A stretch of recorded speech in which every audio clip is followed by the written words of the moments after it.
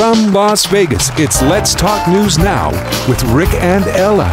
And welcome back to Let's Talk News Now. You know, we've had so much fun this Thursday. This has been like a great show from top to bottom. I like laughing. I like waking up in the morning, having a cup of coffee, talking to people.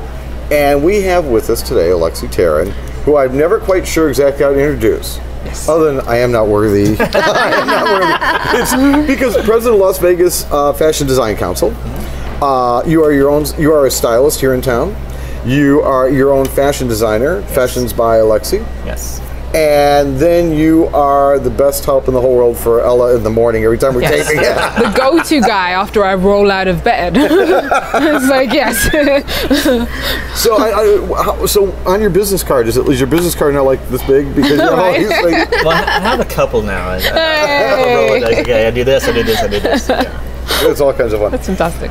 One of the things that people ask us about, and we're actually kind of having fun at a couple people's expense, nothing personal, just generically, the way some of the women will dress in Las Vegas. Yesterday you were talking about two different wardrobes. I have this, women say they have a wardrobe for the Midwest, right? Yeah. And then they have a wardrobe for Vegas, which would be nothing but sequence, cut to here, lifted to there. AKA hooker wear. Oh, yay. Wait a minute, I have a complaint at the airport. I was stuck at the airport in Las Vegas. Okay. And a parade of girls getting off planes, mini skirts, high heels with the shades. What is that? What, no tops? Have you seen that at the airport? Well, I'm not at the airport very often. I travel. I travel a lot.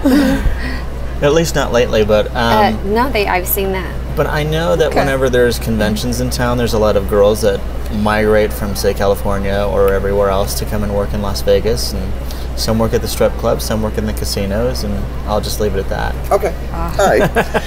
We see that at the clubs, actually, at the nightclubs, as in, like, you know, skirts way up there. Well, see people fly in ready to go out. Right. Yeah. So they go from the airport to the club.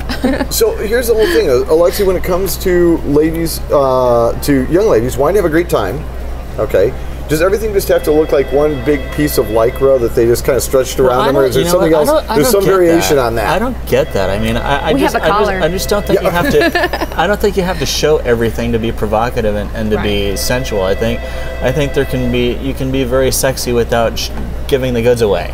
Right. Right. You know, and that to me just really isn't fashion. It's just somebody being extremely overt and not being in power of who they are. And I think that it could be, there are so many different ways of dressing and having so much more fun without having it plunging down to here, up to here. And Well, I think those are just insecure women. yeah. Who feel like that's sexy. Exactly. And it really isn't. But honestly, my biggest pet peeve are people that will think that they can just go ahead and do their own color, cut their own hair, and then when they ruin it, then when they screw it up, then they come to me and then they want a deal. Oh, my new best friend. That's funny. And it's just, you know, the thing about it is that if you have somebody that you trust and you've gone to for a long time, and yes, you know, sometimes it gets very challenging to be able to afford the things that we used to be able to afford and everything. But my thing is that if you want a good haircut, save for it. Go to the person that you go to, and don't cut corners, because if you go to somebody just random because they're on, I don't know, 2 for 1. Yeah, one of those things, and then you wind up having to pay again just to correct it the first time.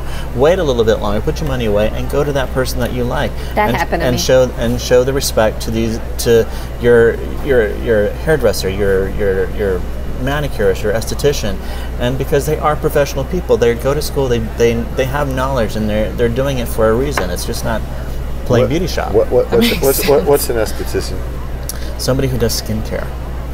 That explains why I don't know anything about it. He's looking at you like, I need to work on you. Yeah. It's funny because I was thinking anesthesiologist, and I'm like, and I'm like, what? Anesthesiologist. Do they come like? I'm like, okay, no. Well, Dr. Murray got in trouble for that. That is a good thing, you know. I mean. No, but you're right, because I did the hair color thing where I was in a hurry and my girl wasn't available and I had to get in somewhere. Wow, big mistake. Did it go green? No. You know what happened when you put too much bleach?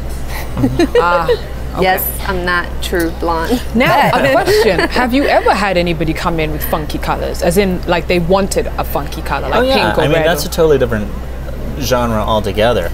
However, I mean, there are ways of doing it so it doesn't look like homemade. Like it look like it's a mistake. It looks deliberate and on purpose, you know. So if you want to know more about what's going on with us and get a chance to share in some of our conversations here, most days that's a good thing. Yeah. I mean, it's very, very simple. You go to letstalknewsnow.com. You can also find out about what Ella's doing with Ella Chatting. Yay. Your blog, there's a link right there. New one tomorrow. And that's all kinds of fun. Tonight, of course, we're going to be at the Bailey's. Yes. Sports Bar. On Craig and Moncho. Karaoke show, fun, Tina Turner impersonator, all that kind of stuff. Just an FYI. Yay! And lots of water, right? In the meantime, you guys We'll be very thirsty. Have a fantastic Thursday, and we will see you tomorrow morning. Did I just say cheers?